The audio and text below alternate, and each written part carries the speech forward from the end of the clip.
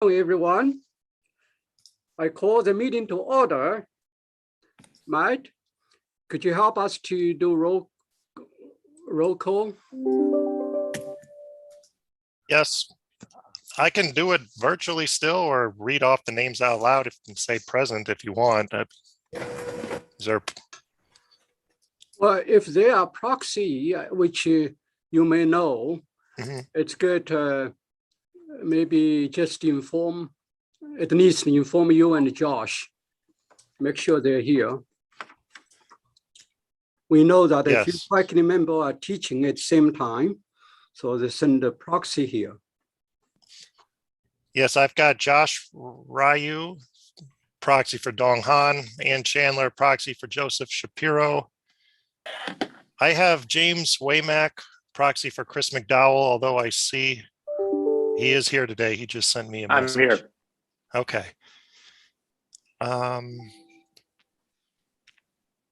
And those are the only confirmed proxies that I have. Okay, great. Thank you. The next one on our agenda is approve of the minutes. We have two sets of minutes. One was from November 30th, another December 14th. So I would like you guys, senators, to check them and prove them together. Any correction or any typos or whatever, let us know. I know President Mohani sent us the email about the minor correction. Maybe either Josh might let the senator know what the correction was. The correction in the December 14 minutes is under section 5, President Mahoney's remarks. He just suggested that we make it more clear that the strategic plan has not yet been adopted. It's being presented to the board this week at their meeting. So I took out the words newly adopted. So it just says President Mahoney explained the system strategic plan instead of the newly adopted plan because it hadn't been adopted yet. And then I had noticed that Punit Kohli's name was spelled wrong in the roll call, so I changed that as well. Thank you. Any other correction or any other comments on the minutes? Two sets of minutes.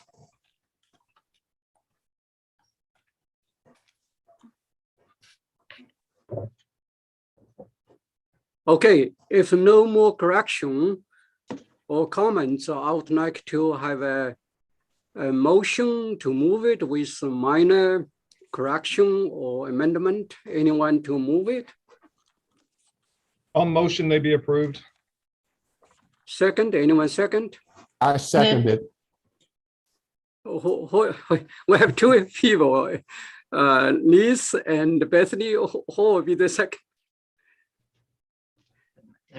I could be the second. Okay, Bethany second. Okay, good.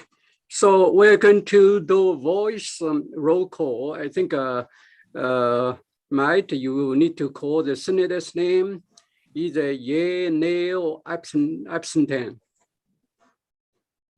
Okay, this is for both the sets, right? Both minutes? Yes. Yep. Okay, going down the roster, Michael Eichholz. Yay. Bethany Rader. Yay. Matt Rendelman. Yay. Li Cheng Wong. Yeah. Scott Gilbert. Yay. Phil Anton. Elaine Jerkowski. Here, yes. Yu-Ting Lee. Yeah, yes. Stacy McKinney. Jennifer Sherry. Yay. Grant Miller. Yay.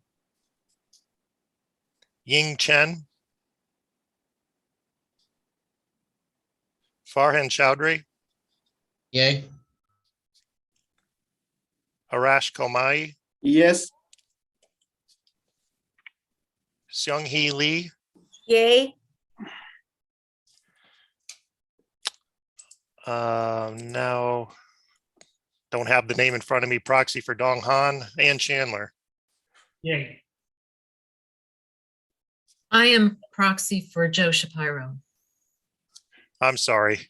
Yeah. Josh Yay. Ryu. I, Yeah, I'm proxy for Dong Han. Yes, and that's the okay. We'll get to Joe Shapiro in a moment. Walter Metz, Here. is that a yay or a Yay. for the minutes? Yay, Okay. present. Jay Needham, Present. is that a yay or a nay or an abstain for the minutes approval? Oh, I'm sorry, yay. My Okay. apologies. Joseph Brown, Yay. Scott Comparato, I don't believe is here at the moment. Patrick McGrath, Abstain. Ann Chandler. yay. Okay. Joseph Sramick, Yay. Matt Grzalski is a yay. Jennifer Brobst, Yay. Eric Black, Elizabeth Delala, Yay. Christopher McDowell, Yay. Diana Sarko, Yay. Amy Bro, Yay. Robert Broomfield, Yay. Amanda Pangrazio, Yay. Mike Phillips, Yay. Julie Tate, Yay. and I believe that's everybody. Great, Just one abstain and the rest are yay. great. Thank you, Matt. The next one on our agenda is the report from the faculty senator president. Okay. Good afternoon, everyone. As you know, we send off our January issue of Faculty Senator Update, FIY monthly newsletter. I wish to express my appreciation to our team members, Josh Freak, Bethany Reeder, Mike Kozovsky, and also to our Chancellor's office, especially Chancellor Nan and Mr. Mike Bauman for their collaboration and support. In addition, I have several business items or matters to report to you. First, on January 4th, both the USG President Overton and I attended Chancellor's Cabinet meeting about campus-wide testing and safety practices before school started. I also shared with them the feedback or input I heard from various faculty members before and during New Year's Day about campus safety. This is really incredible. Our faculty members were very engaged. Second, on January 13th, I had an individual meeting with Chancellor Nairn, and we discussed the faculty or boss person, shared governance, faculty safety and welfare, and faculty hiring and budget issues. And third, on January 14th, I attended Chancellor's Leadership Council meeting, and each constituencies group gave an update to the attendees. On behalf of the faculty senator, I give my update based on our monthly newsletter. Number fourth, there are two important matters, just FYI. First, due to a disengagement between the University Emergency Operating Center and the faculty senator, and I will work with the EOC for more efficient engagement and communication to make sure our faculty senators' voice input will be included. Also, just FYI, our institutional ranking committee originally scheduled to meet last Thursday, but due to the snowstorm, we canceled it. We plan to meet this Thursday afternoon. Actually, the day of tomorrow at 3 o'clock with the coordination and support of George Remick and Mike Heine. Finally, and most importantly, I wish to express my deep appreciation to our faculty senator standing committees for their hard and diligent work, such as the election committee, University Education and Policy Committee, and Faculty Status and Welfare Committee, Governance Committee, and Committee and Budget Committees. We cannot function well without our standing committees' specific and detailed work every week. Above all, I especially thank Mr. Josh Freak for his outstanding professional work for us every day to keep our faculty senator office run very very successfully and smoothly.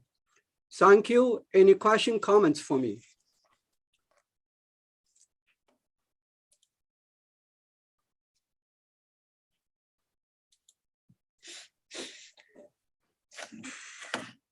Okay, seems to be quiet. And if no question or comments, I'm going to move to the next one on the agenda. That means Q&A session with Chancellor Nan and Provost Gumarajo. So we only have maximum 20 minutes. So make sure we will be time sensitive. If you have a question, and raise up your hands electronically like George Remick is doing. So Joe, you are the first person to ask questions. Thank you. I want to kind of put into conversation two conflicting pieces of information that I have heard in the last week. One is the governor's very positive budget this year.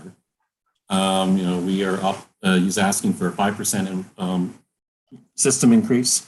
He's also asking for other additional surplus dollars of the state for this fiscal year be directed towards higher education. And this is very, very welcome news, given that we have taken the brunt of austerity over the past several years, as we all know.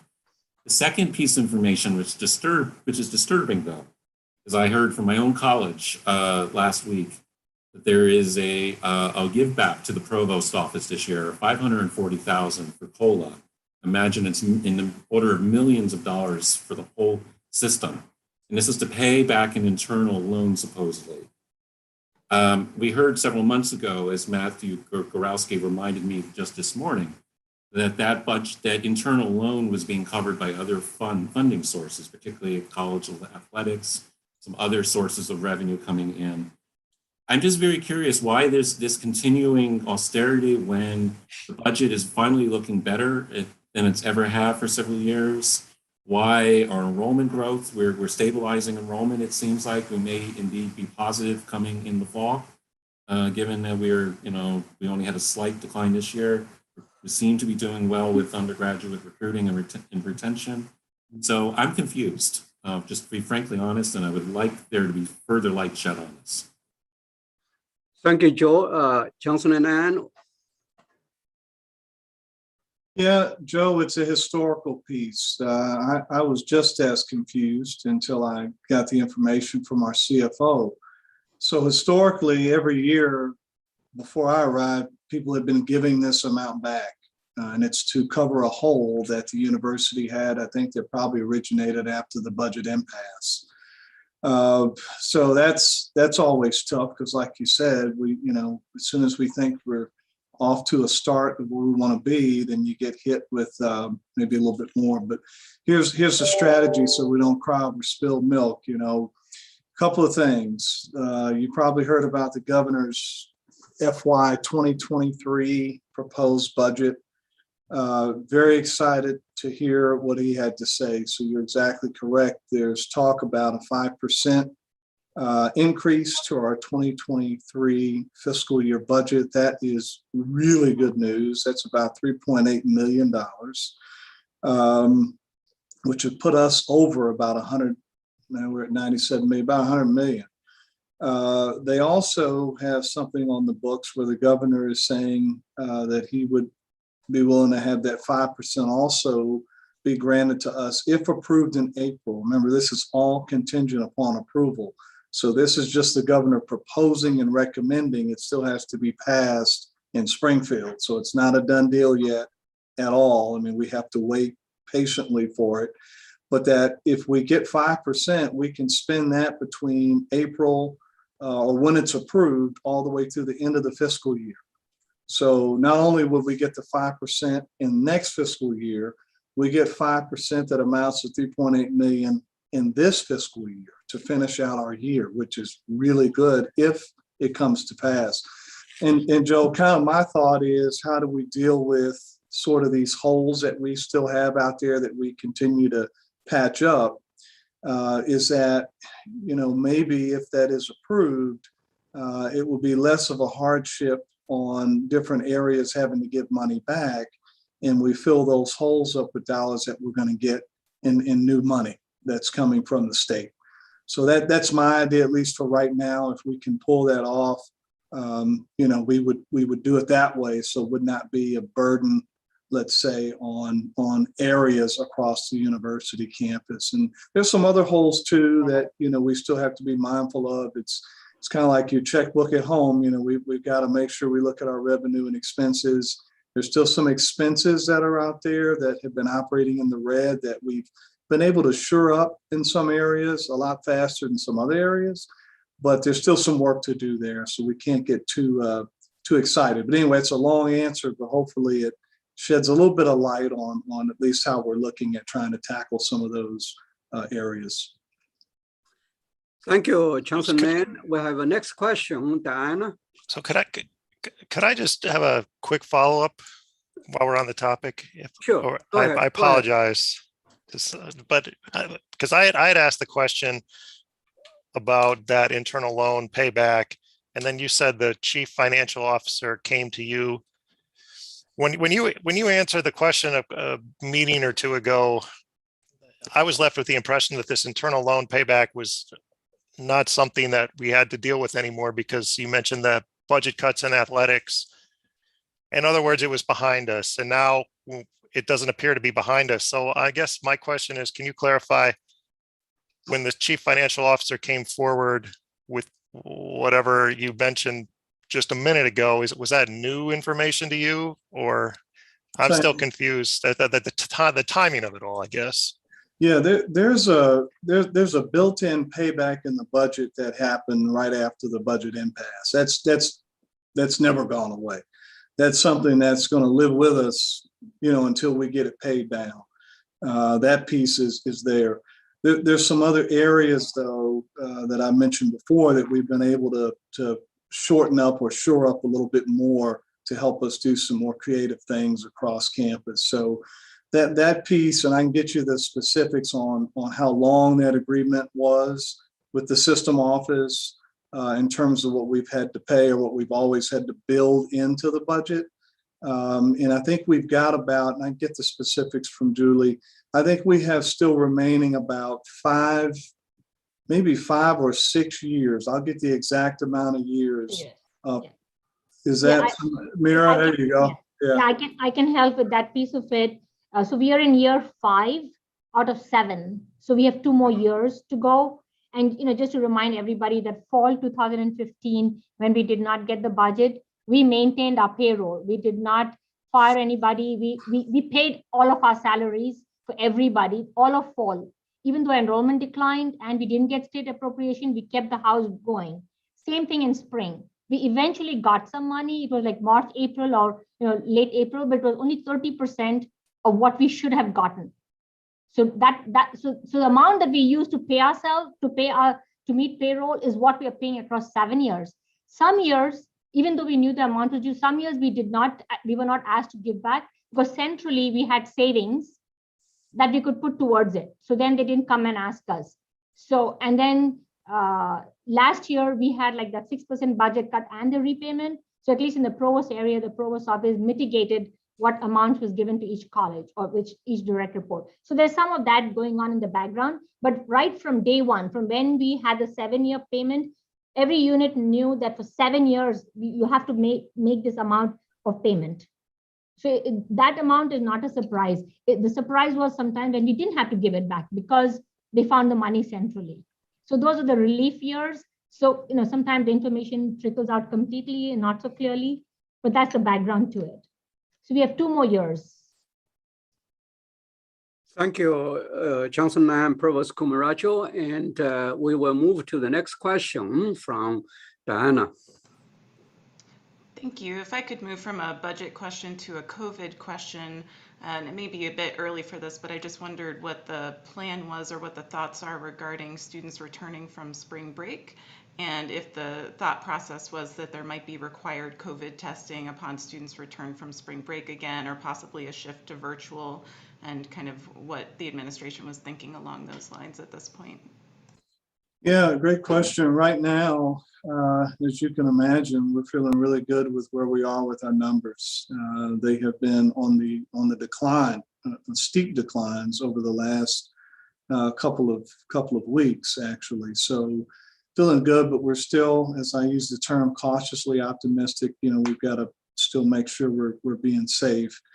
There'll be a lot of discussion, as you know, and I think you've mentioned with the governor and what he's working through with this mask requirement. It'll probably be something that perks a lot of interest here in the next couple of weeks in terms of some districts are moving away from their masks right now because of the pending decisions that are coming out of the Sangamon County area. And so we're watching that as well. Right now, it's still a mandate from the governor through the executive order. And so we're following that and making sure we comply. Spring break will happen. And, as you know, we'll try and encourage people to continue to be vaccinated. It is optional, but we'll strongly encourage vaccinations and strongly encourage folks to be careful. Unless our testing will be running all the way through the semester. So with Redditus, we still have them locked in. They are questioning us a little bit on, there's not as many people testing except for the folks that are required to test because they're not vaccinated. But other than that, we'll keep those protocols in place and just closely monitor what's going on. Our hope is to be back still face-to-face after the spring break. Thank you, Johnson Nan. And the third question from Patrick. Yes, thank you. This was a follow-up to Joe's question. Is it the case that distance education money cannot be used to pay back the loan? For instance, the College of Liberal Arts, the money that the College of Liberal Arts owes. Is it the case that distance education money can't be used to pay that money back? And if so, why is that the case? And then I also have a question about Gray Associates. I was wondering approximately how much that will cost, their consulting services. Do you anticipate that Gray Associates will result in further reorganization? And when I attended the meeting with Gray Associates on May of last year, they did briefly mention sunsetting programs. Do you anticipate the partnership with Gray to result in the closure of academic units or academic programs? Is it your intention to use their services for that purpose? I'll answer Gray's, and then Mira, you may want to touch on what we've done in the past with DE funds and how they're being used inside of the academic divisions. Gray's comes in at a cost roughly about $40,000, I think it was, to have them on board. The thought for Gray's Associates is that they would be part of a debrief to the academic reorganization. That was a request at the time when we worked with Dr. Odom, who is leading up or working with Gray's and Associates on that project. I think we've got Patrick, you may be involved too, and some others are on that committee. The idea is for them to take now a look. We always said we now want to take a full look at what we look like after the academic reorg has occurred and to start to look at how things are aligned, where people are, if we have the right amount of need in each area based on what we look like today. We've not done that yet. So, and I know there's been a lot of discussion about, our areas have changed, they switched around. So really, from my standpoint, it's just for them giving us a 30,000-foot look. It's not a group. When we set that up with Dr. Odom, and I think Dr. Lee, you helped us with that as well. We didn't set that up for it to come in and tell us, what we needed to do away with. That was not the goal. The goal was to show us what we look like today, and then how we could capitalize on, the programs that we have and the different areas that are out there, really to capitalize on what we can do to increase our visibility, to increase our enrollment in some of those areas. And so that's the overall goal, is to try and take a look at that. I know there was some discussion, this probably was a year ago. It didn't come from our team, but there was some discussion about the different programs that were out there, the enrollment in some of those programs, whether or not those programs were viable. I know we've had some that are on that low performing list that comes out through the state. But this particular project was not put in place to address any of that. It was really to look at the overall picture post academic reorg. And Mary, you may want to touch on the other piece with the DE money. So in terms of the repayment amount, we have been asked by the Vice Chancellor for Finance and Administration Office to pay it in local money.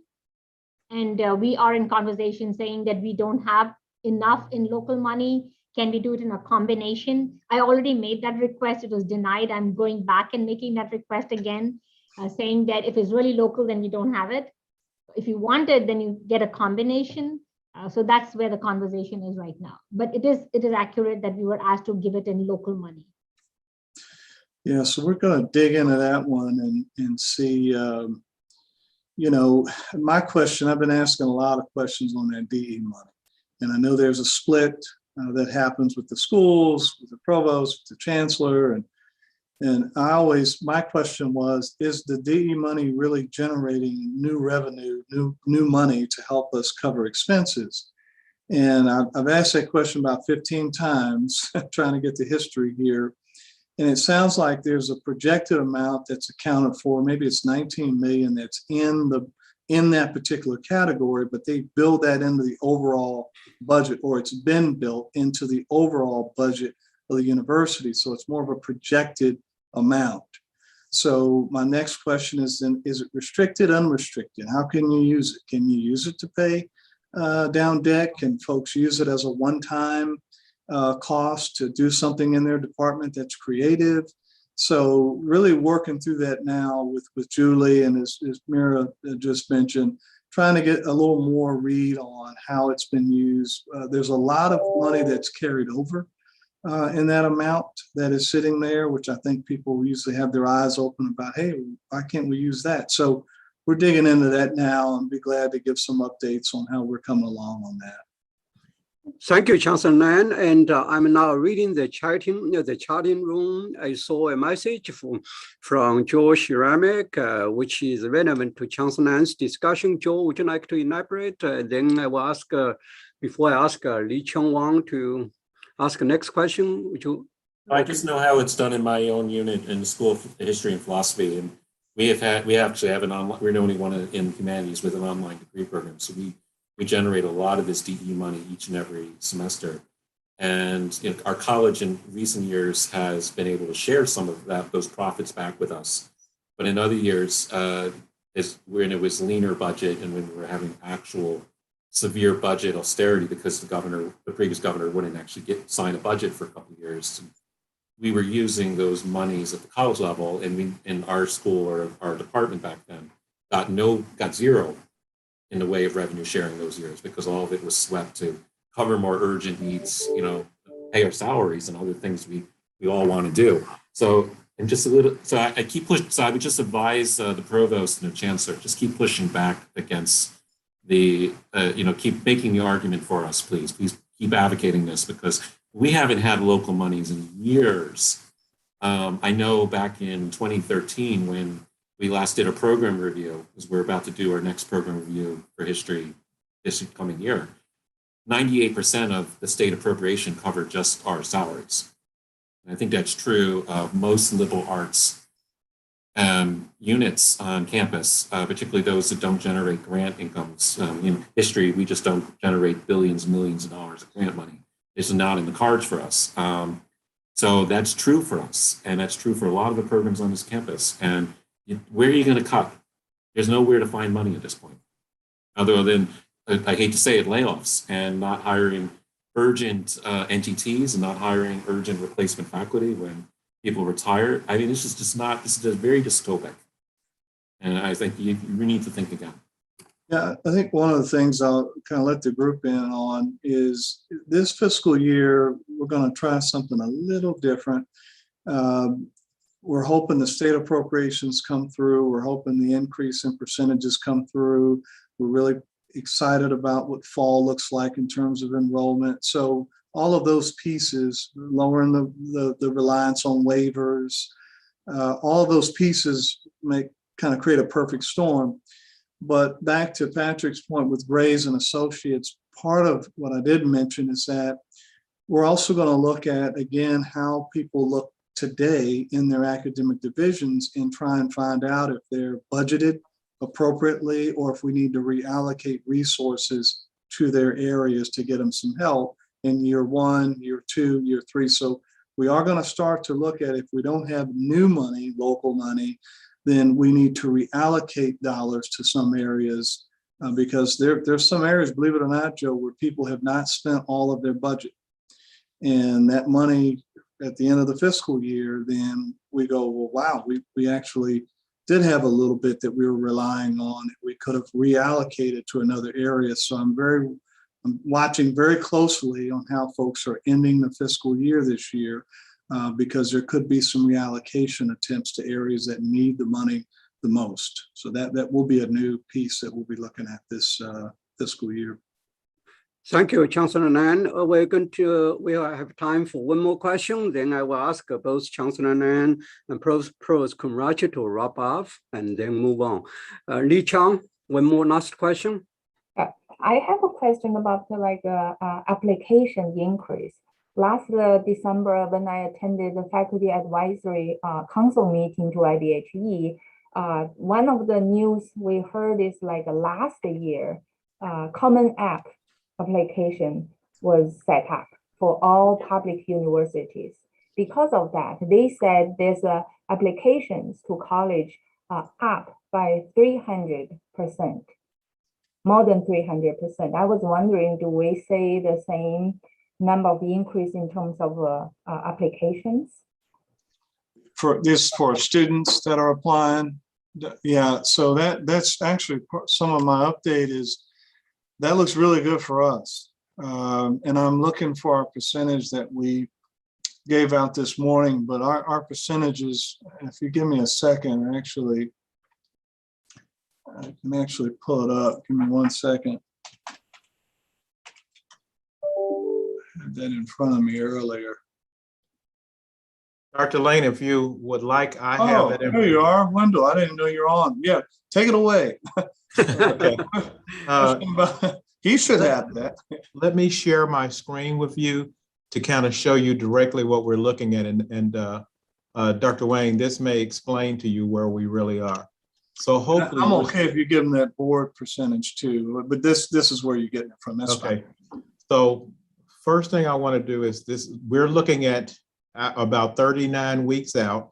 I'm going to look at all new populations, and I'm going to, and we're not just going to look on the Carbondale campus, but we're going to look at everywhere. So when you look at this information, this tells you 28 weeks before classes start, you can see the number of applicants we've had historically. So last year we had, in August of last year, we had 9,701 applications. This year we have justly about 997 more applications than what we did last year. But Wendell, it's good to point out, you said by August. Right. In August, On the 10th class day, we had 9,701 applications. As of today, we have 10,698 more applications. That's 997 more applications, or 10% more than what we did on the 10th class day. I don't pay too much attention to that. That's cute, that's nice, but like you, Dr. Wang, if those applicants are interested in SIU, then they could just be checking a box. But that's where actionable applications come in. Notice we had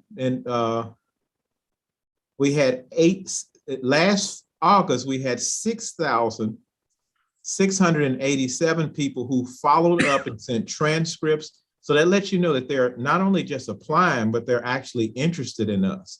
This year, we have 8,709 applications, or a 30% increase. Now, the thing that I'm most excited about is that last year, we admitted 6,076 students. This year, we've already admitted 1,600 more students for a 27% increase. And this is just February, going all the way to August. So let me give you one more thing here. So this shows Dr. Lee, I'm yielding some of my time to Wendell, if that's okay. I know you're watching it. So I'm sorry, Dr. Lee, I'll be off in just a second, but I really want to give you the full picture. So I want to go to the state of Illinois.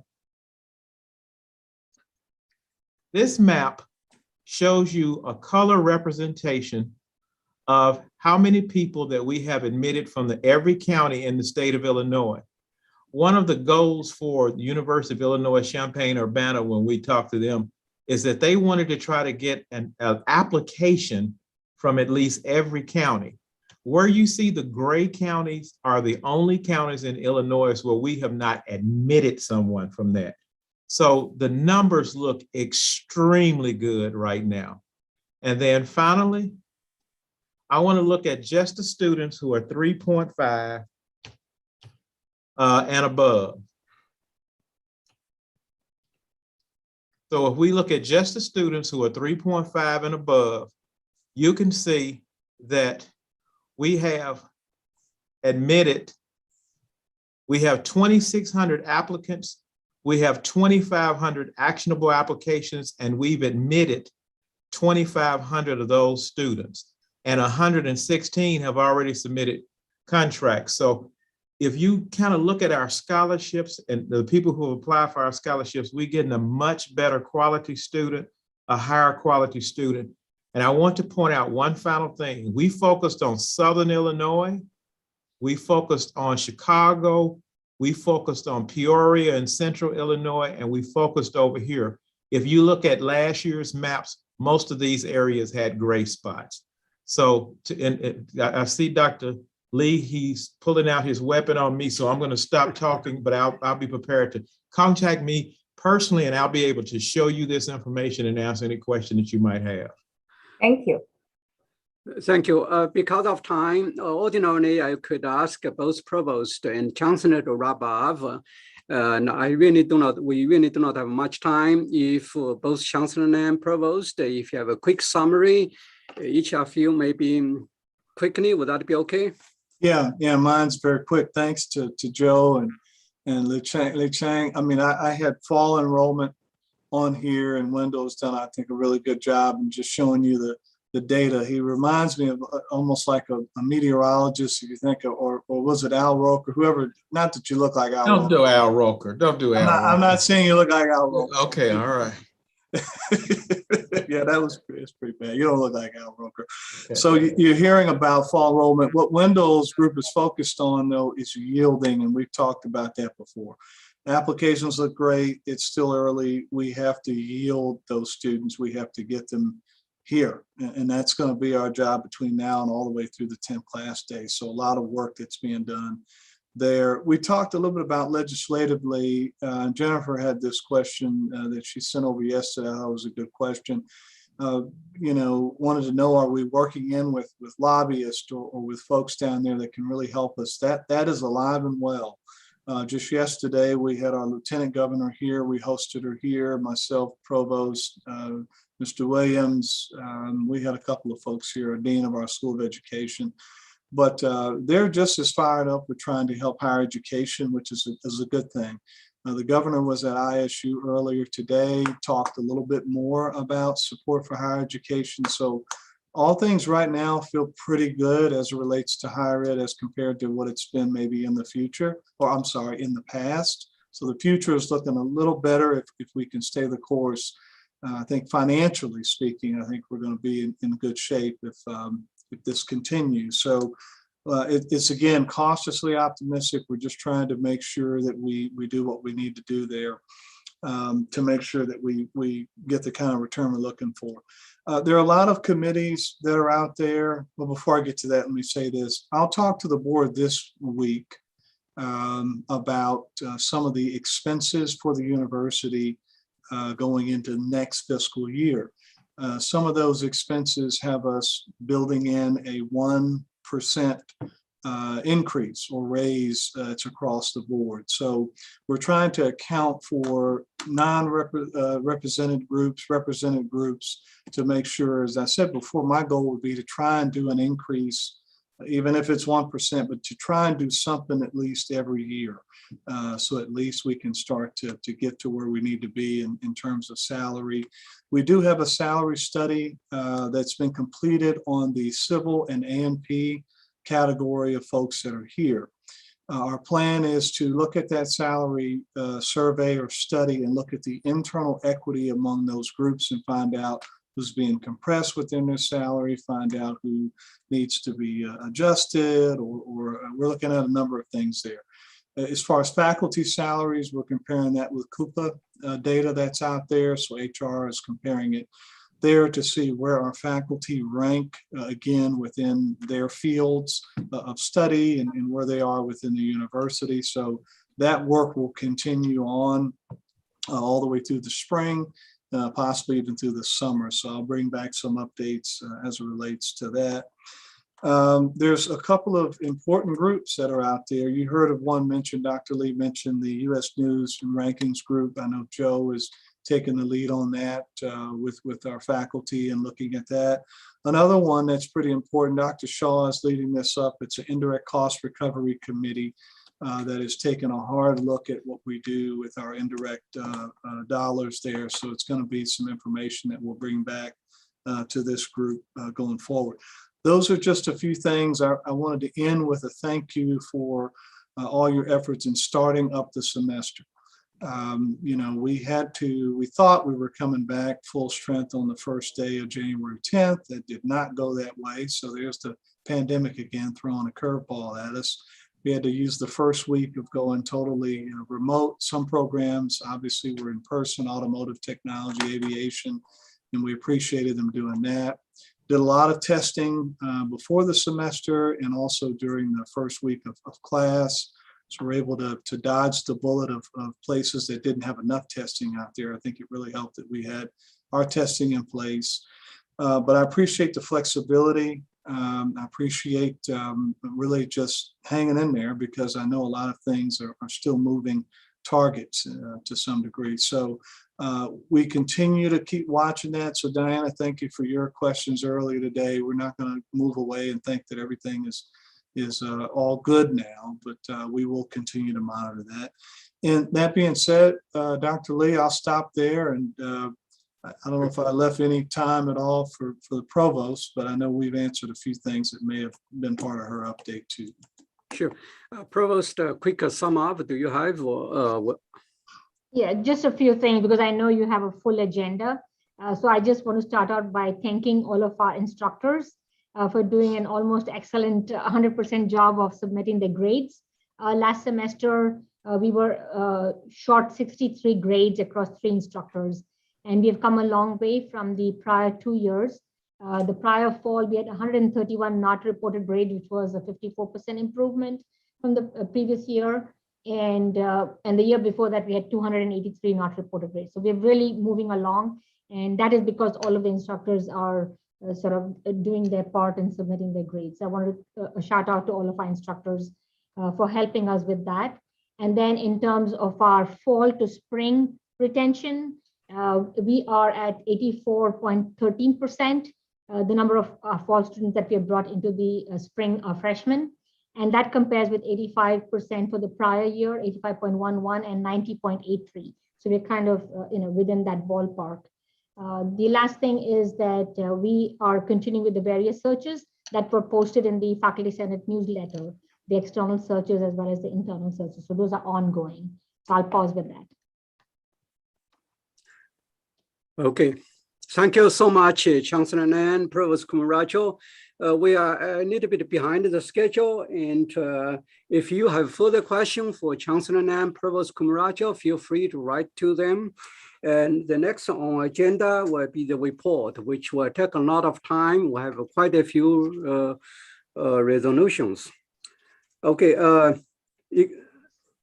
report A, executive committee. In fact, my report was pretty much similar to what I said, so we will skip it, save 5 minutes.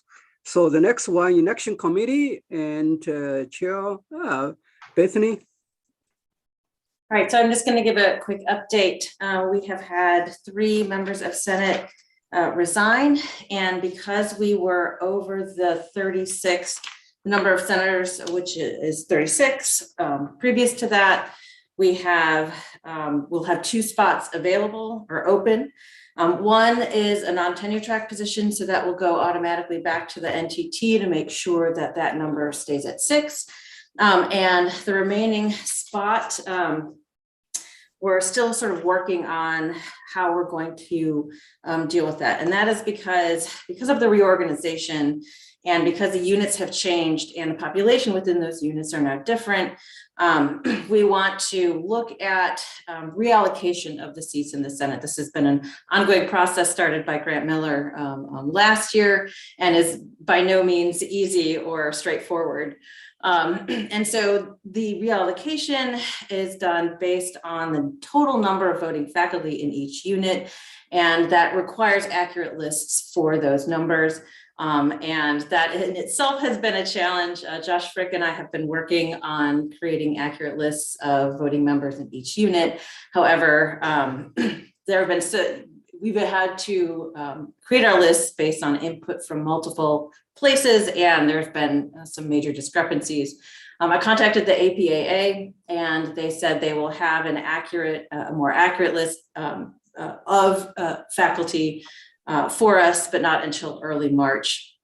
And the reason we want to do this is we want to make sure that those seats are properly apportioned for all units, so they have accurate vocal representation in the Senate. And because the Senate will be going through normal elections in the spring, we want to make sure that how we allocate for this seat is in line with that, so that we can have as equal representation within the workings of the operating paper for the Senate. So that is my update. If anyone has any questions, please let me know. Any question, comments for Bethany? Okay, thank you, Bethany. I know you will have an election for the new senators, new president with a couple of months. So time flies, yeah. Yep, it'll be end of April, it's coming fast. Yeah, sure, thank you. The next one is the governance committee, and we have a resolution here. I would like to invite both Patrick and Jay to present the resolution to the senators. Patrick? Okay, thank you. Hopefully the resolution is fairly self-explanatory.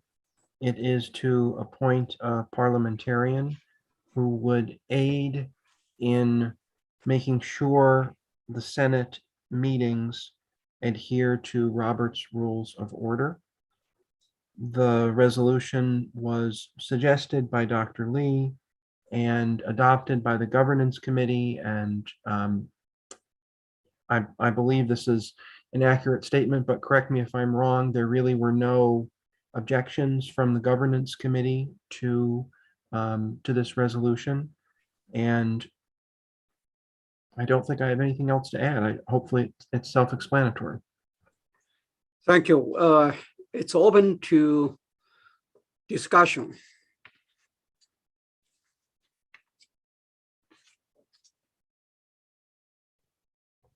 Okay, Mike? Yeah, I'd just like to add, I think that there was agreement with the committee that this would be useful. I think there was concern about the details and how it would be enacted. And so I guess I personally, after giving this more thought, would like to see at some point we have in writing the real details on how it would be enacted. You know, there were questions, for example, of when the parliamentarian took a break, could we still conduct business while the individual was out of the room? You know, I think before we move forward, we really need to have that level of details of how this would work. And I don't know, I think maybe input from outside, just the governance committee would be really useful on that. Okay, any comments from the governance committee? Well, I certainly take your point, Mike.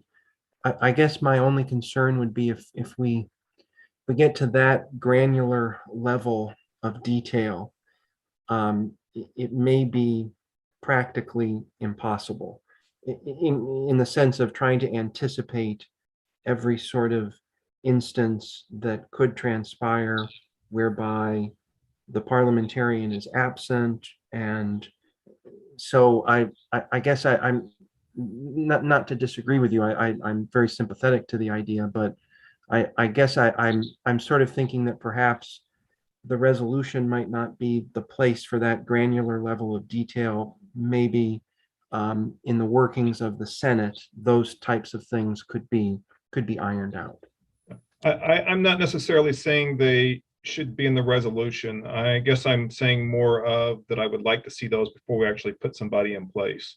And so even if it was just a line that said, you know, we agree from a philosophical standpoint that we need one, before we actually put somebody in place, we need to work out the details to make it function. Thank you. Joe? I'd like to add very briefly, this came up last week in the executive council discussions, and I think we have a similar point of view that Mike just expressed. Agree with this in principle. A couple concerns we had, or shall we say I had, one, that this be made permanent, because I sense that this has been something that's been ad hoc over the last couple of years. Some years, different faculty senates have proposed this, but it hasn't been followed through.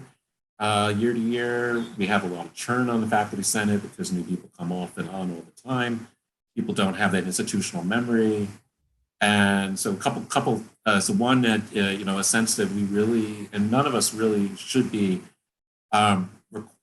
should make it our business to be complete experts in Robert's Rules of Order necessarily. I mean, we have other things we care about and are interested in doing. So I think we're just going to need this. And the second part is, I wonder whether this might be something we put in our bylaws ultimately. And of course, there's a different approval procedure for that, but something that that way we have an annual election perhaps, or an annual nomination process, and therefore we have somebody in place for the following year. Just when we, for example, we do officer elections every May, and so maybe that's when we should take care of that. So just a couple of wide-ranging ideas I have. I agree with this totally in principle. So I'm suggesting this more maybe not for today, but really post hoc, something, you know, like along with what Mike is suggesting, things we iron out before we actually put somebody in a position. Very good observation, Joe. And I think I checked the bylaws or operating paper or constitution at other universities. In fact, parliamentarian has one sections there. So eventually our faculty senate need to consider it as a part of the operating paper based on this resolution. I think this is the initial step. Very good observation. Thank you, Joe. Any other comments, question before we have a motion?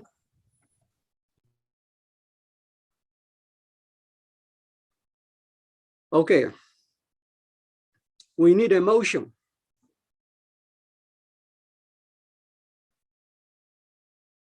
Anyone to move it? I'd like to make a motion that we approve the resolution to appoint a parliamentarian to the Faculty Senate. I Anyone second it. I second it. Elaine seconds it. Okay, thank you. Jennifer Sherry moved and Inan Chokovsky second. Now, we do not have any more discussion. We had discussion. Mike, would you like to do voice vote? Mike? Yes, okay.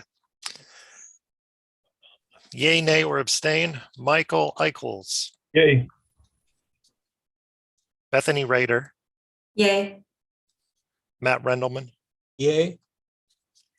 Lee Chang Wong, Yeah. Scott Gilbert, Yay. Phil Anton. Okay, Elaine Jerkowski, Yay. Yay. okay. Yu Ting Lee, Yeah, yes. Stacy McKinney, Jennifer Sherry, Grant Miller, Yay. Ying Chen, okay. Farhan Chowdhury, Yay. Arash Komai,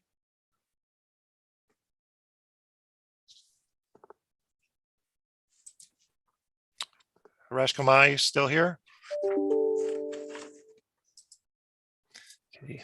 He was here earlier, so I'm not sure. Seung-hee Lee, Yay.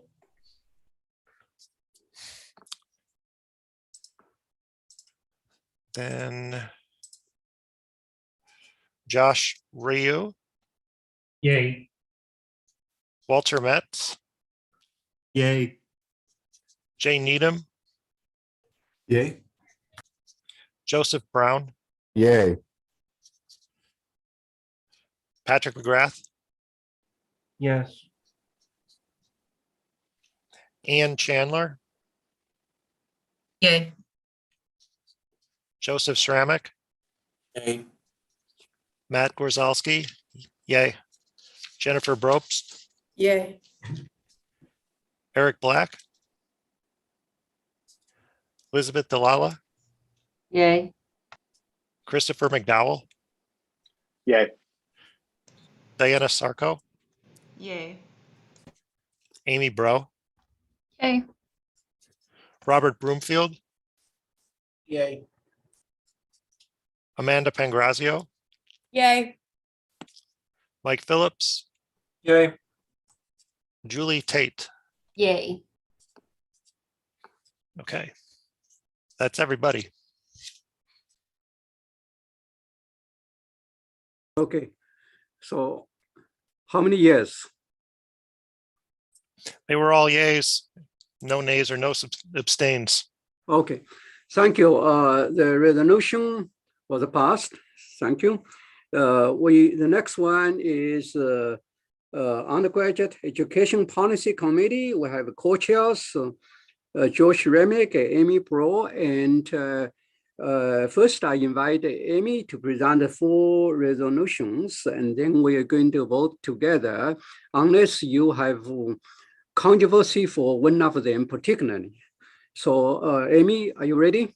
Yep, thank you.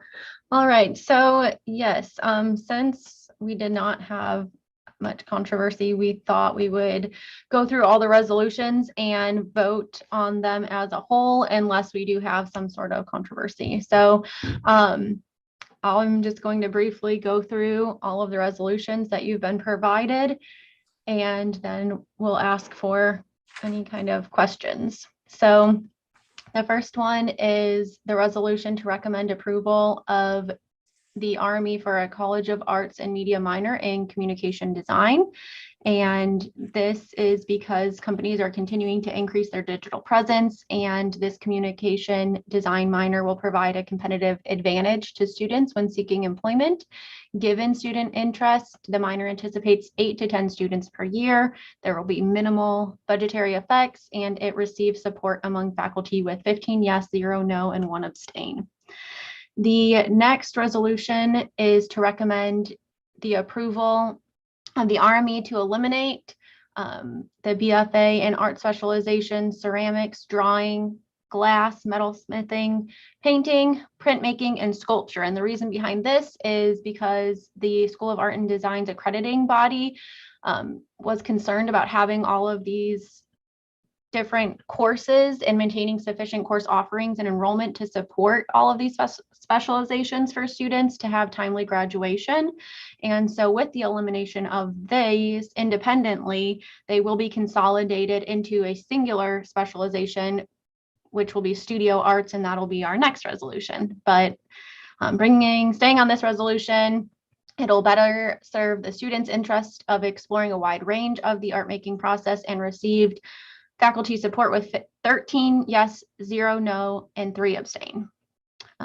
As I already mentioned, the next one is a minor in studio art, and there is no studio art focused minor in the School of Art and Design, and students have expressed interest in a minor that focuses on the studio experience.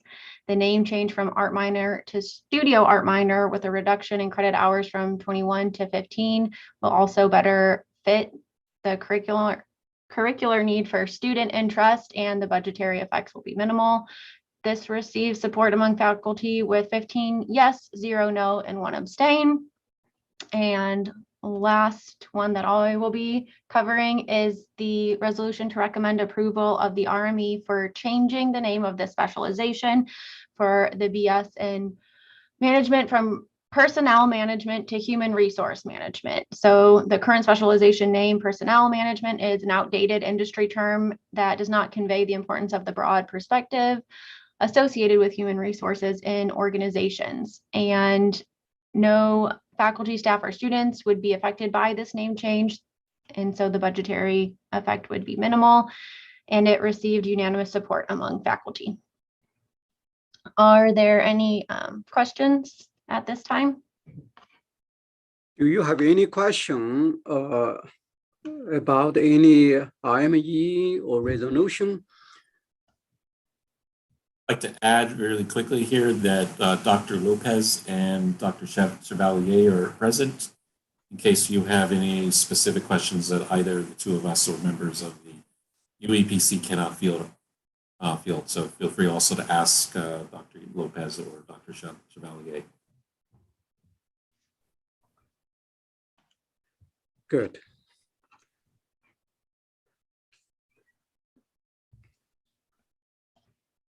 Okay, so it seems to me no other question, comments. So we need a motion, obviously a motion to move those 4 resolutions. Amy, are you going to move them? Yep, I will move them to vote. Okay, so anyone to second? Second. Okay, Nan second, thank you. So Matt, are you ready? Okay, we're going to start the vote on the first 4 resolutions. Yea, nay, abstain. Michael Eichholz, Yay. Bethany Rader, Yay. Matt Rendelman, Yay. Lee Chang Wong, Yeah. Elaine Drakowski, Yay. Yu-Ting Lee, Yeah, yes. Jennifer Sherry, Yay. Grant Miller, Yay. Farhan Chowdhury, Yay.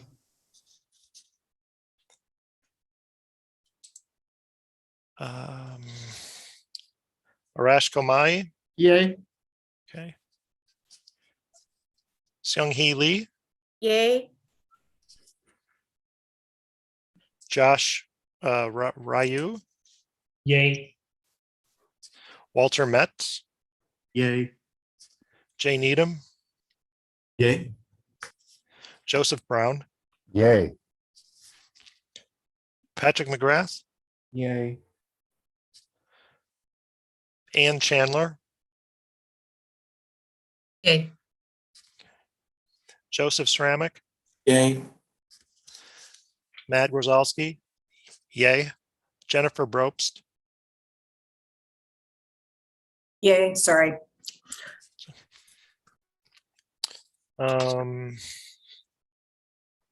Elizabeth Delala, Yay. Christopher McDowell, Yay. Diana Sarko, Yay. Amy Bro, Yay. Robert Broomfield, Yay. Amanda Pangrazio, Yay. Mike Phillips, Yay. Julie Tate. Yay. Okay, they pass with no abstentions or nays. Great, thank you for the first 4 resolutions. Now we have 3 more, and I will defer to the co-chair, Joe Sramick, how to present, how to vote. Joe, are you ready? Yes, I am. And these are 3 different resolutions. They're not as unanimous as the first 4, so I think we may have a more sustained discussion here, but we'll see what happens. First one I'd like to bring up is the RME to discontinue the minor in museum studies. The minor in museum studies used to be a COLA program, degree minor program. It was run under the auspices of our former colleague, Donna Bachman, who was the head of the University Museum, as well as a co-appointed professor, I believe, in anthropology, as well as in my department of history, until she retired a few years ago. Since she retired, there has been no a replacement of her position. We do not have a line within the university at this point that is in the field of museum studies. We do not have students enrolled in this minor program, and therefore it is being proposed to eliminate, so that way we are not falsely advertising that we offer this program when we actually don't. We really don't offer it at this point in time, nor do we have the resources to do so.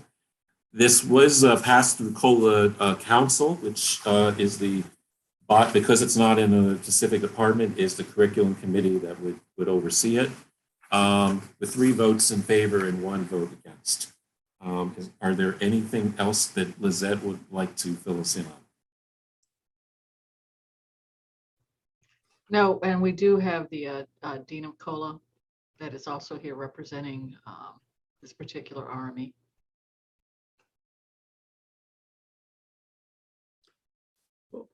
Okay, any question for Lizette or for Joe? Any question for either? Any questions, comments for the first IME resolution from Joe? So if not, Joe, do you think we should vote on this first, or will you present? I think so, because I think the other 2 might generate some discussion, so we might.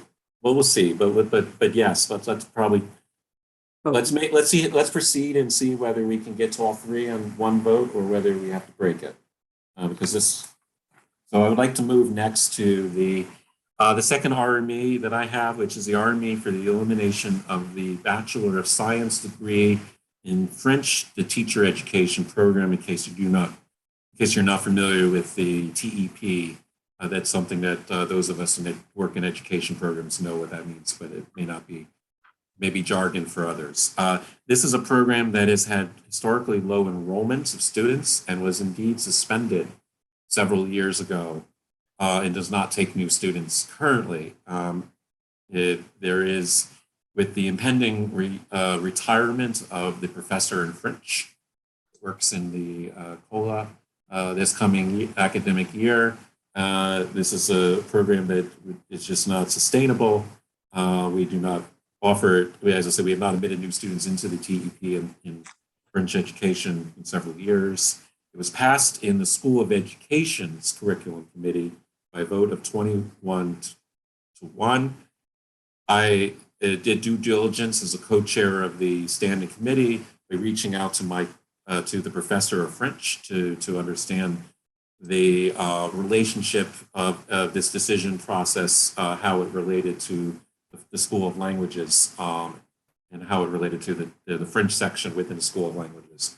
And she said she was consulted at the time with this decision, and therefore the committee voted unanimously to recommend this to the full faculty senate.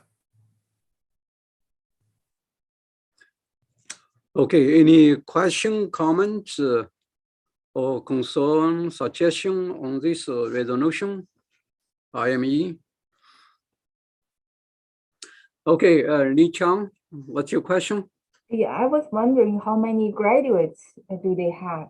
Did they have for this like a BS over the past few years? None. They have had zero enrollment for some time. This is really, in my assessment, cleaning up the books. This has been a suspended program for several years. Thank you.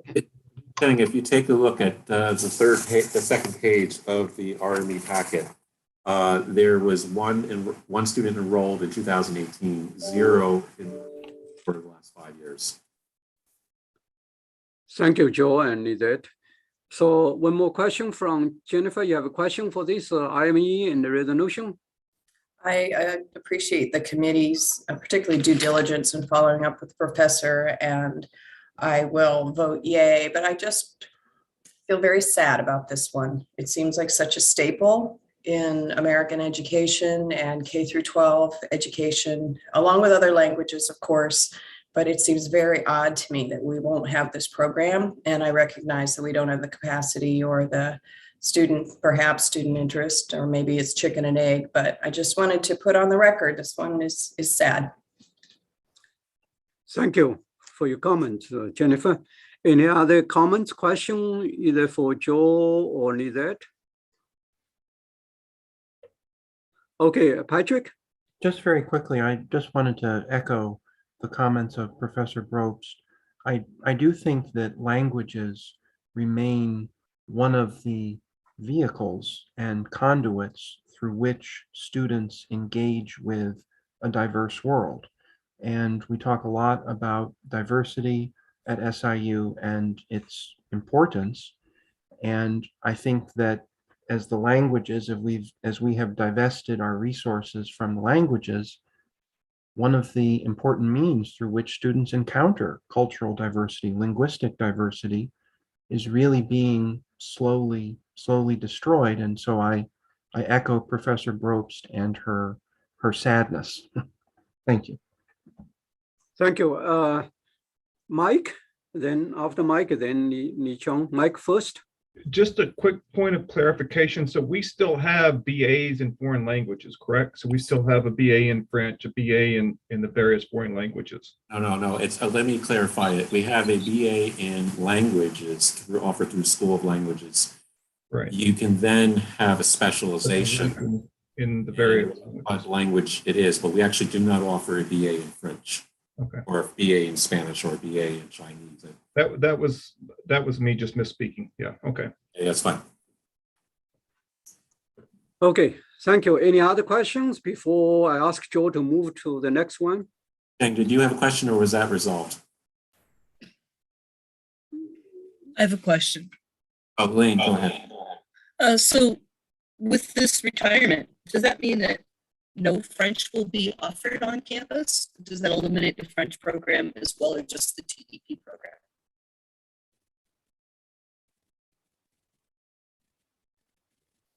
Joe, can you? Lizette, I didn't defer to you. I don't know the answer to that at this moment, Elaine. I think that's still being strategically looked at within the program. My office has not received any type of notification or draft or anything. Okay. So I don't Thank know you. the answer to your question, Elaine. Okay, thank you. I would also add, as far as I'm aware, that the Ford School of Languages offers TEP programs in coordination with the School of Education in Spanish education and German. Offer other languages of study on this campus, but they don't have TEP programs associated with that. It's just Spanish and German at this point. Is that correct, Lizette, or did I misspeak as well? No, that's correct. Very good. Thank you.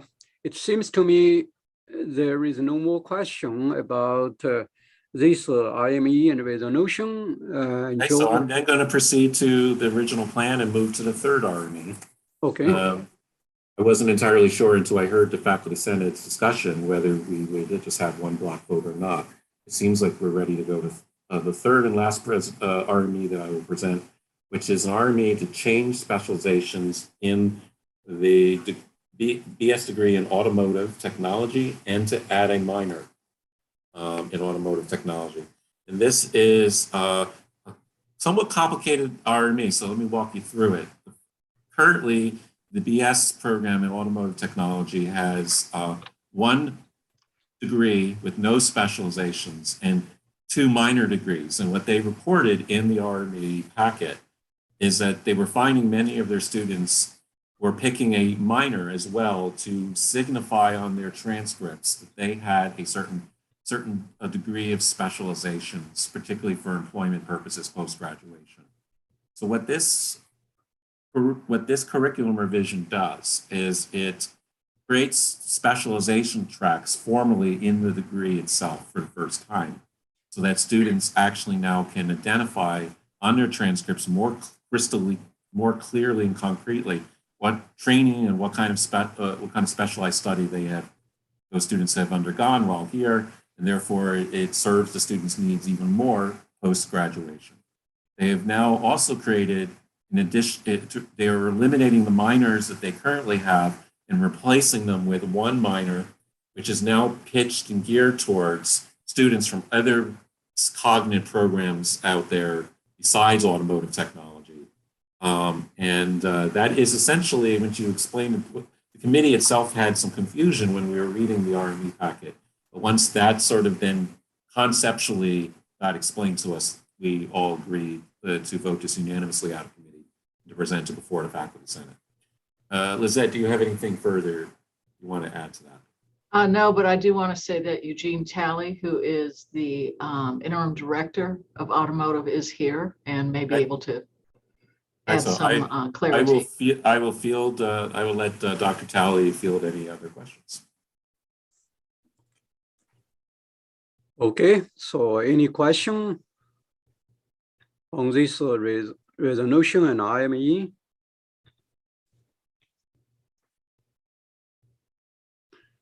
If you have, please raise your hands electronically. Sometimes I cannot see well. So I do not see any hand electronically, so. In which case, then I will call the question. Okay, good. So I need to, Joe, would you like to move? That's what I just did. I would like to move. I would like to move Faculty Senate approval of these 3 RMEs together in unison. Good. Anyone to second? I'll second it. Okay, Mike, second, all those 3 IME and resolutions. So Mike, would you like to have voice vote? Yes. Okay. Michael Eichholz. Yay. Bethany Rader. Yay. Matt Rendelman. Yay. Li Chang Wang. Yeah. Elaine Jerkowski. Abstain. Yu-Ting Lee. Yeah, yes. Jennifer Sherry. Yay. Grant Miller. Yay. Farhan Chowdhury. Yay. Arash Komai.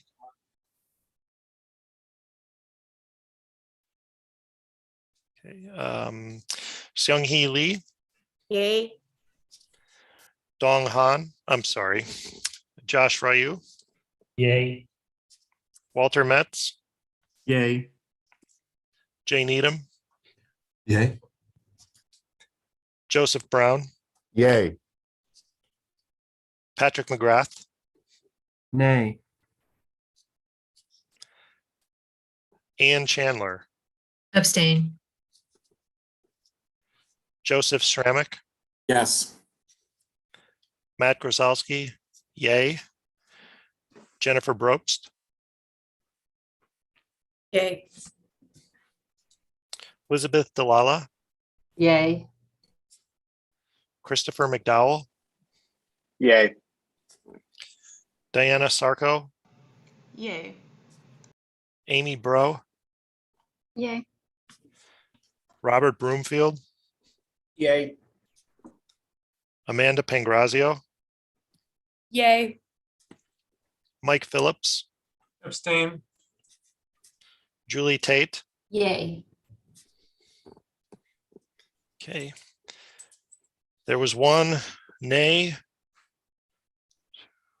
3 abstain, and the remainder were yays. Okay, good. Thank you. All those 3 resolution were passed or passed. Thank you, Joe and Amy, for your outstanding hard work. And also thank you, Lizette, for your help and facilitation. We're going to move to the next one, Budget Committee. We have Chair Jennifer Brobist. Yep, thank you. So we were co-chairs, Marcus Odom and I, but now I'm the chair. We did have a question from our committee because Marcus did not inform me or our committee members before he transitioned. So is he no longer on the Faculty Senate at all? Okay, I noticed he wasn't present today. Correct. Yes, you're correct. Okay. He resigned. Okay, so our budget committee met last week and we presented some questions after our discussion in advance to the chancellor and to the provost, who I'm glad is here in case anyone has any additional questions. And we very much appreciated getting prompt responses to both of our inquiries. And Dr. Lee was aware that we were doing all of this. So I'll just start with the questions we presented in the interest of transparency, so we all get to hear the responses. The email to Dr. Lane, we condensed all our issues into 3 questions. The first was, has the University Budget Committee met this year? And if so, is there a reason why the Faculty Senate has not been invited to provide a representative as it normally would have? And the response was, the first meeting is scheduled for late February, so it hasn't happened yet. And I was provided with the name of our interim CFO, who is getting that set up, and was told by the chancellor that it will include Dr. Lee and whoever he appoints to serve as a representative. And then also appreciate that the provost also provided me with a contact person if we wanted to make some inquiries there. Our second question to Dr. Lane was, when did Gray and Associates begin its work, and how may faculty be directly apprised of its progress and process? And I think the chancellor addressed that already, to be honest, but if there are additional questions, those are certainly welcome. One aspect, and the provost also addressed this on a similar question, was that the contact person for the Faculty Senate is Marcus Odom. So if he's not a member of the Faculty Senate, can he be our representative? Do we need another representative? But then the chancellor also stated that with respect to Gray and Associates, he wrote, Gray and Associates have been working with Dr. Odom, and who is gathering a committee together, and next steps for their work, he, along with Dr. Lee and myself, can give the ongoing updates. So it sounds like our budget committee is not being asked to be involved with this, but I'm sure we would be quite interested. So Dr. Lee, I'm glad you're part of all of this. I hope you knew you were part of all of this, but that's the message I got.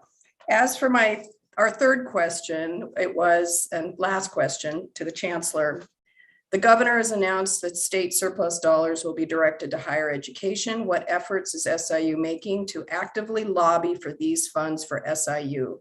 And can the funds be used to pay down SIU's existing debts, which are currently hampering research funding, such as indirect cost recovery? So I'm on the Indirect Cost Recovery Task Force, as are a few other Faculty Senate members here. And I see Gary is here as well. And we have all been discussing that we just feel behind the 8 ball all the time with paying down this debt. So anything we can do to speed that process up. I was happy with the response, which was essentially some of the detail the chancellor's provided. And he also said, although we are excited about the possibility of these much needed funds from the state, we will be focusing them on existing debt. So, and then the provost also provided some figures, but this was already discussed earlier today about our repayment to ourselves and some of those debt questions. So I won't go further into that. Thank you very much, Jenny. Any question, comments for this committee?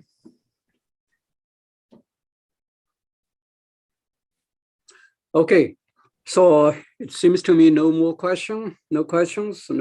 So we're going to move to. I have one, Dr. Lee. Oh, I'm sorry. Yeah, that's all right. Go ahead. Jennifer, what exactly was his response about the indirect cost recovery and how that's being used? And the reason I'm asking is I'm on the BCR search committee. And I think that's going to be really important for our new BCR to understand how those monies are being allocated.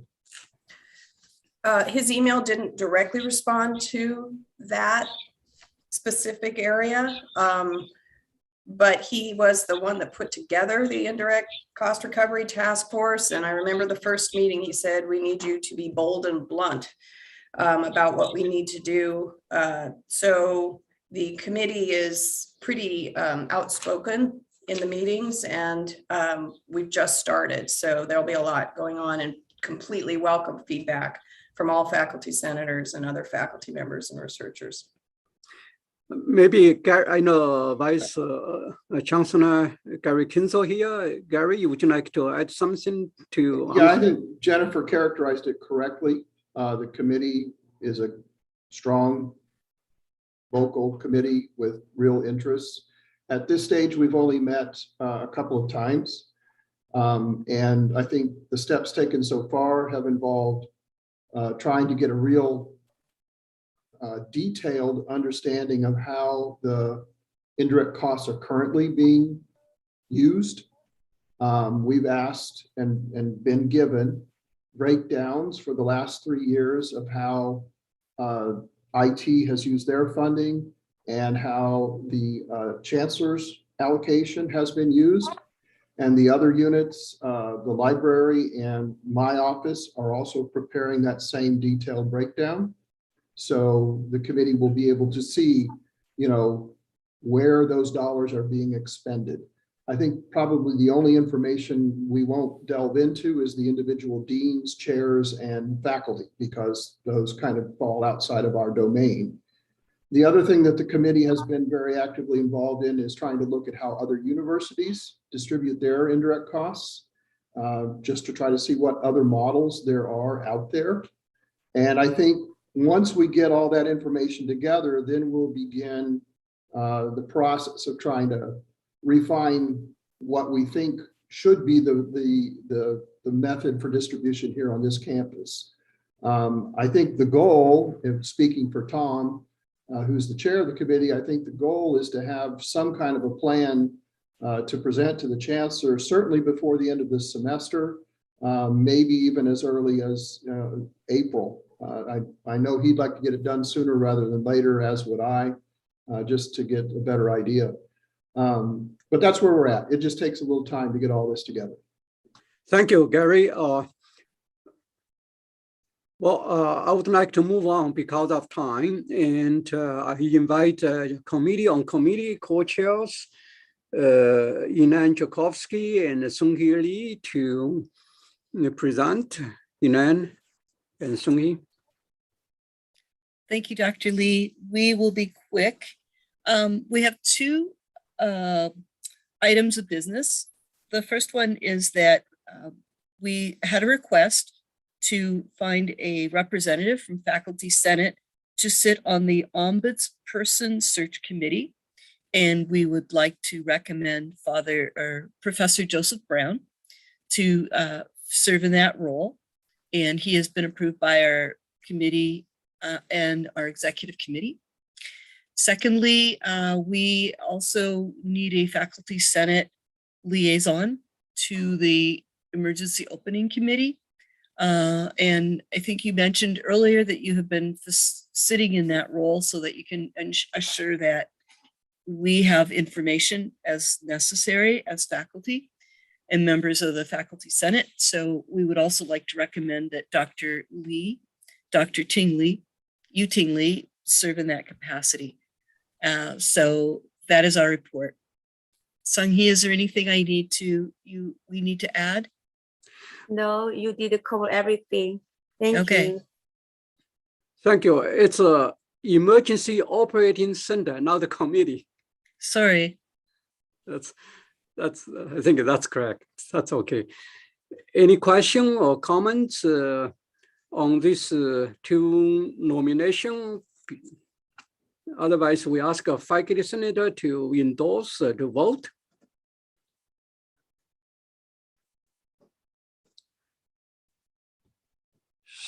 So, does Matt need to do roll call? Yes. I was waiting. Do we need a motion in a second? Yes. So I move that we endorse the nominations of Professor Joseph Brown and Professor Yu Ting Lee to the respective committees, the Search Committee and Emergency Operating Center Committee. I second. Okay, thank you. Now we're going to vote. Okay. Michael Eichholz. Yay. Bethany Rader. Yay. Matt Rendelman. Yay. Lee Cheng Wong. Yeah. Elaine Zurkowski. Yay. Yu Ting Lee. Yeah, yes. Jennifer Sherry. Yay. Grant Miller. Yay. Farhan Chowdhury. Yay. Arash Komai. Sung-hee Lee. Yay. Josh Ryu. Yay. Walter Metz. Walter Yay. Metz. Yay, sorry. Okay. Jay Needham. Yay. Joseph Brown. Yay. Patrick McGrath. I think I think he had to leave early. Yes. Ann Chandler. Yay. Joseph Sramick. Yay. Matt Brzezowski. Yay. Jennifer Brobst. Yay. Elizabeth Dalala. Yay. Diana Sarko. Yay. Amy Bro. Yay. Robert Broomfield. Yay. Amanda Pangrazio. Yay. Mike Phillips. Yay. Julie Tate. Yay. That's everybody. It passes unanimously. Thank you. Thank you. Okay, the next one on our agenda, Faculty Status Welfare Committee. We know that Professor Scott Comparado teaches at this time, couldn't be here. Jennifer Sherry is here. This is the resolution which we voted. In the meanwhile, we had a minor amendment. Based on our opinion paper, we need to re-vote on the sliding amended resolution. So I'm going to defer to Jennifer Sherry, are you here? Okay, you're here. I am. Good afternoon, everyone. I just a couple words to say. You all have the changes in the resolution that were sent in your packet, and they're very minor.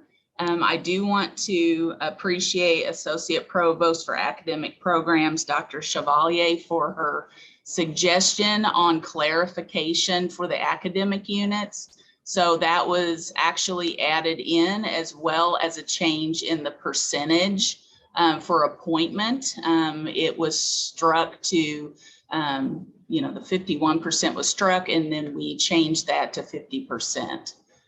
We did elaborate on, as suggested, more clarification to the administrative appointments and the academic unit appointments. So that is the amendment on the resolution. Thank you. I saw one hand from Liz. Okay, Liz. Thank you. I just have one question that it just doesn't make sense to me. So we're saying if you're at least 50% faculty, you're faculty. And then we're saying if you're 50% administrative, which means you're 50% faculty, or you could be, you're not faculty. And so it's inconsistent, and that concerns me. You could take it from either side and say I am or I'm not. How do you rectify that? Yeah, you're completely correct. And so that's why the 51% I thought would probably be a better choice, but it was suggested to change the percentage. But now anyone who's 50 faculty, 50 administrator, this does not just tell them what their role would be. Right. Yeah, I see exactly what you're saying. Okay, thank you. Next one is Mike Phillip. Mike? You have. Sorry. So in terms of the 50%, it seems to me like those are referring to or fulfilling two different functions. The first 50% is saying that if you have at least a 50% appointment period, then you are a faculty member, as opposed to someone who is only teaching one class, for instance, right? And then if you're saying if you have at least a 50% administrative appointment, then you're not allowed to serve on the Senate. So those are kind of two separate things. So I totally understand the confusion, but I think is that correct, Jennifer? Yeah, I mean, I see both sides here, so that's where it's kind of a gray zone. But what the intent of this from the beginning is this is the faculty senate, so we need to make some type of determination on what actually faculty is and what administration is. Thank you, Joe. I think this might help the Senate because this is old business in a sense, since we had to postpone a session. If I report back to the Senate, some information that I gathered when this came before the Faculty Senate Executive Committee back in early December for the first time. And I asked the question at the time, because it was a little unclear even then, well, what about instances where you have, for example, myself, I'm a program coordinator. I'm not the director of my school, but I'm the program coordinator of my unit within the larger school, as well as quarter-time administration, because I'm director of undergraduate studies for history as well. And so I get 25% of my service assignment is effectively paid through the vice chancellor for the provost office, because I'm doing something administratively, 25%, not teaching a course instead. And there's lots of us on campus that are in that situation. And but Scott Comparado, who can't be here today, answered very clearly, no, you're faculty. But somebody who's 50% should not be allowed to be on the Senate. And so I think this 50% twice may actually resolve itself in the way I would interpret it is, if you hold 25% appointment like I do, I'm eligible to be on the Faculty Senate because 75% I'm faculty.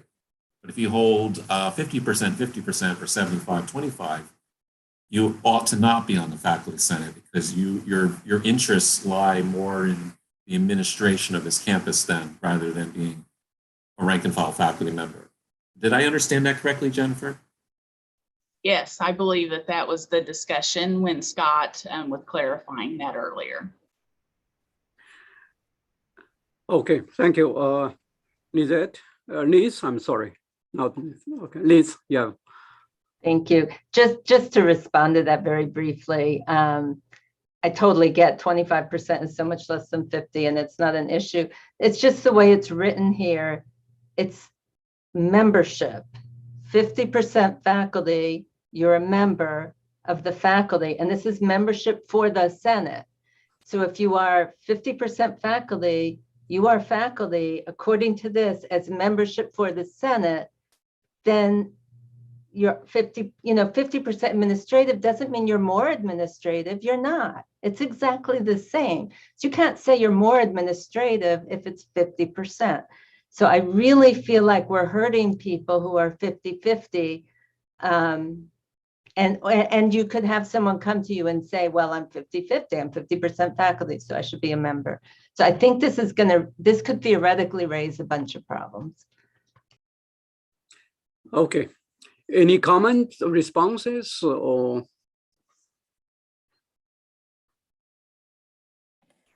I agree with Dr. Delilah in her perspective. Okay. Mike?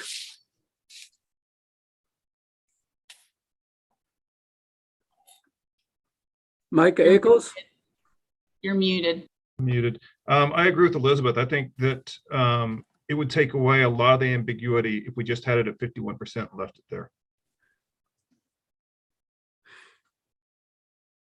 So is the suggestion then to have the administrative role be 51%?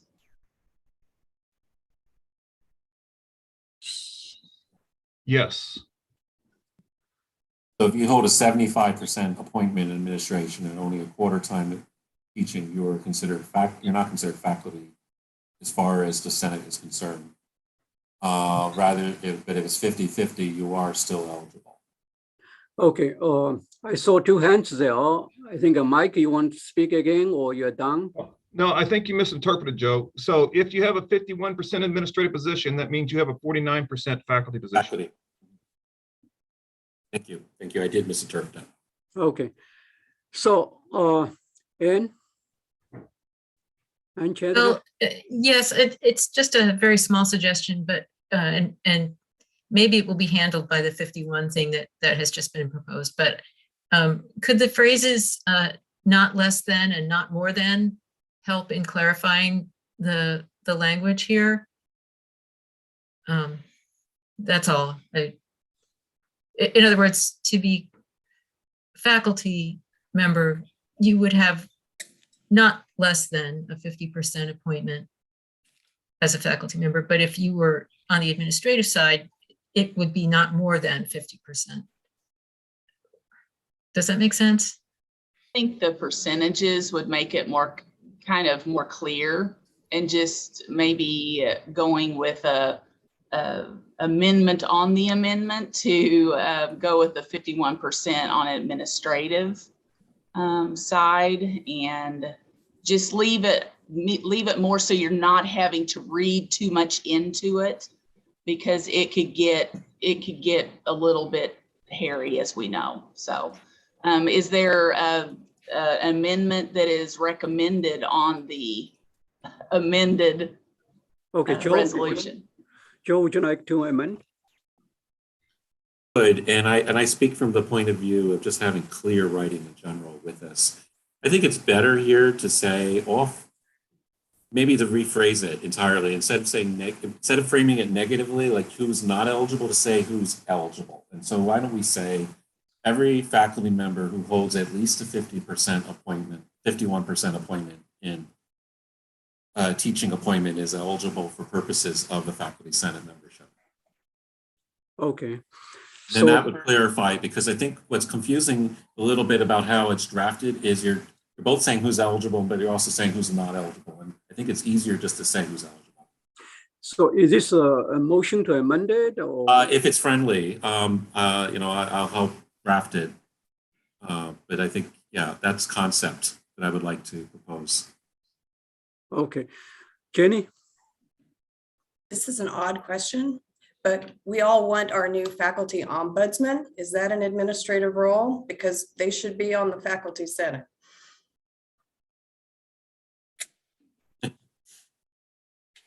Well, Good point. you asked the question about a boss person, right? Yeah.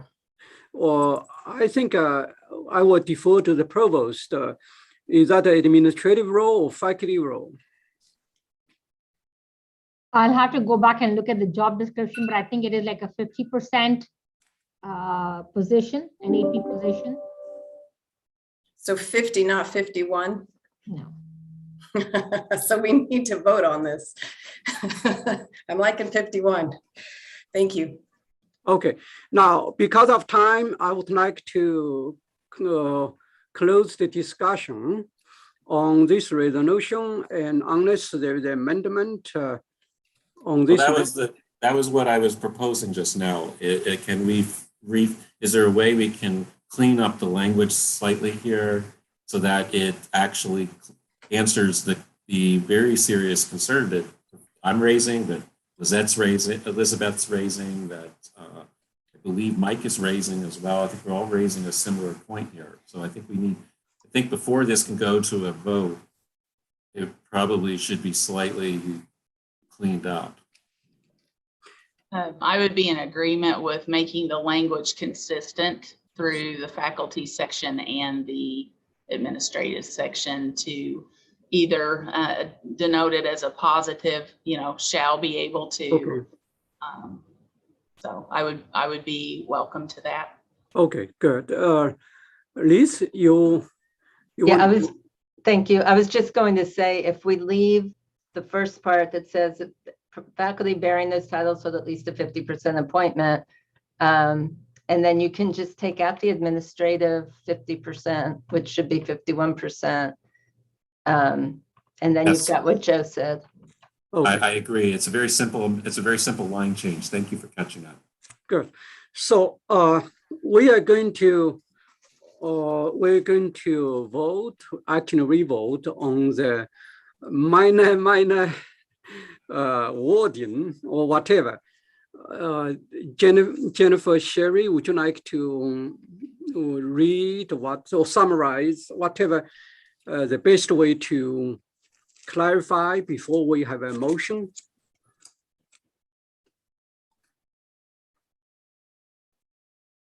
Let me pull up the paperwork here. So let me make sure I'm understanding correctly.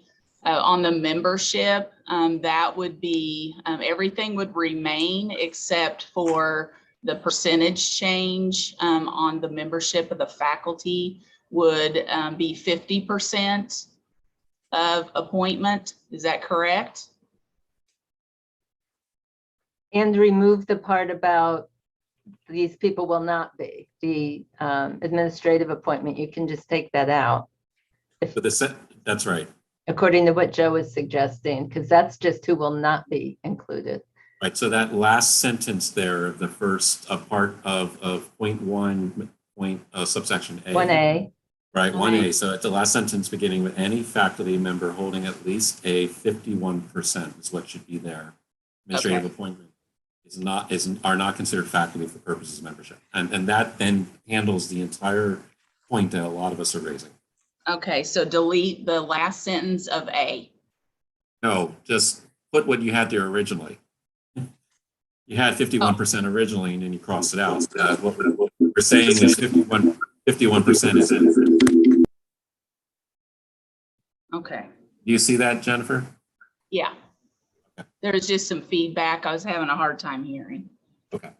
So it was 51% remains there on 1A. For that last sentence, and then Last what sentence, you, right.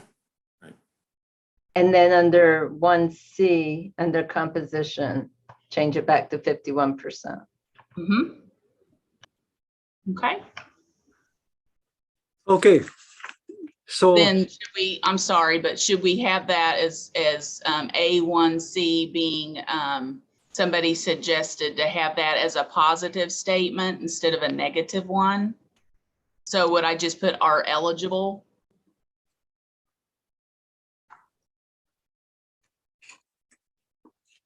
You could do it that way, but I think it's clearer in a way that with 51 are not eligible, because I think we run into that issue. Okay, so Yeah, because I think it's more definitive if you have it as 51% are not eligible. okay, I got it. okay, is this clear to you, Jennifer Sherry? Yes. Okay, so we can. Are you going to move it to vote? Yes, I'm going to move to vote. Anyone to second? I would second it. Okay, so Mike, would you like to? Before we vote, Dr. Lee, I apologize for interrupting. I have to teach at 3. So may I move my new business item to the next meeting? Okay, so anyone second that? Seconded. All right, we move the new business out. Okay, I apologize for having to leave. Thank Sure. you. Sure. Okay, Mike? Okay. Michael Eichels, Yay. Bethany Rader, Abstain. Matt Rendelman, Yay. Lee Chang Wong, Yeah.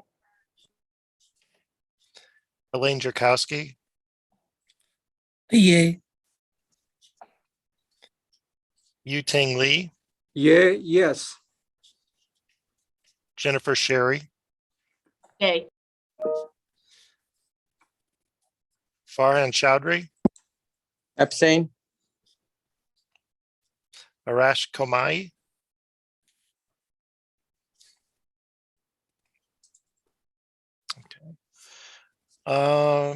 Seung-hee Lee, Yay. Josh Ryu, Yay. Walter Metz, Yay. Jay Needham, Yay. Joseph Brown, Yay.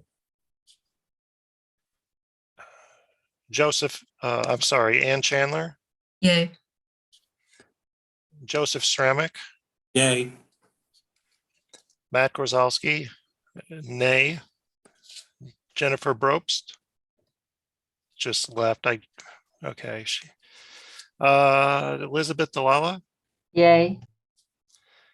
Diana Sarko, Yay. Amy Bro, Yay. Robert Broomfield, Yay. Amanda Pangrazio, Abstain. Mike Phillips,